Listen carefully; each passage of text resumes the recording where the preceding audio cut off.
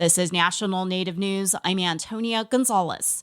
Microgrids can be a lifeline in remote areas prone to power outages, according to local and tribal leaders in Northern California. Leaders spoke at an event on energy security in an era of wildfires, drought, and sea level rise, all linked to climate change. Suzanne Potter has more. Dr. Arne Jacobson, director of the Schatz Energy Research Center at Cal Poly Humboldt, says microgrids often involve solar panels plus battery storage. So during normal operation, they're connected to the regional grid and they can export power and generate revenue. And during a regional grid outage, they operate in island mode and can provide resilient energy services.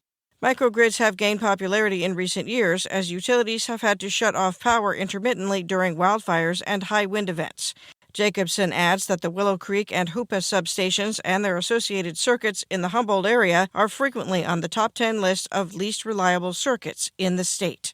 Beth Burks, who directs the Redwood Coastal Energy Authority, says its microgrid serves as backup power to the airport and kept it online for 15 hours in December 2022 when an earthquake knocked out power.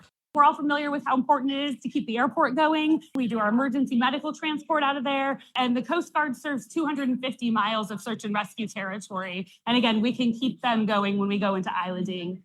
Islanding is the term for a system that can kick in and power a local area when the main utility grid goes down. Heidi Morgainup with the Blue Lake Rancheria tribe says its microgrid saved the day during the 2022 blackout, keeping several tribal buildings running so they could provide ice, gas, medical care, and lodging.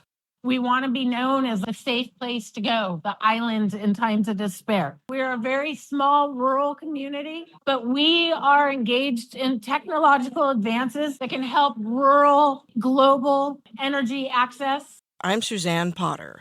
Ketchikan-based artist Savannah Lucornu was selected as this year's poster artist for the Alaska Folk Festival in Juneau. The annual spring event seeks art submissions from Alaska creatives. For festival merchandise, including a poster, KRBD's Hunter Morrison sat down with her to discuss how the opportunity will help expand representation of Indigenous artists throughout Alaska. Could you tell me a little bit about, sort of what inspires your work as an artist? I'm part of 3 different tribes. I'm Tsimshian, Haida, and Nez Perce. So a lot of my inspiration comes from the art styles of my tribes, as well as my family, surroundings, environment, friends, that kind of thing. And could you tell me a little bit more about what mediums of art that you sort of specialize in? Yeah, so mainly I draw and I paint. I do a lot of traditional drawing, but I also do digital drawing as well, too, so working with Procreate on my iPad. And then I also do painting, mainly acrylic, but I have, done watercolor here and there. And, I guess how will this opportunity sort of expand not only your work as an artist, but, sort of expand the celebration of Indigenous people and Indigenous art? What I'm hoping for with being the artist for this year's Folk Fest is that my art is started to seen more widely throughout Alaska, I suppose. I will say it's not my most obviously Indigenous design. I will say all of my art inherently becomes Indigenous because I am Indigenous, but at the same time, there's no form line in it. There's no traditional Native art in it for this design, but I still hope that means that people look into even my own art and see more of what I do, and that people just explore more of it. That was Hunter Morrison and Savannah Lucornu. I'm Antonia Gonzalez.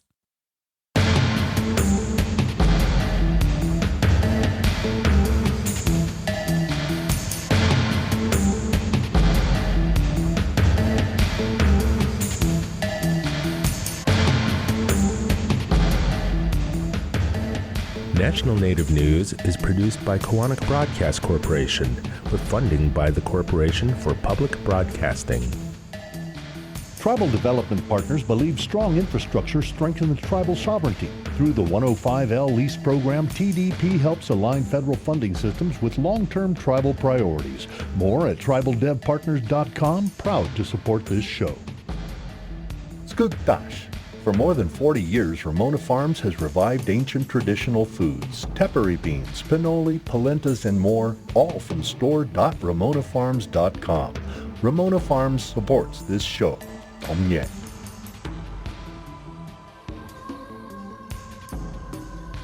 Native Voice One, the Native American Radio Network.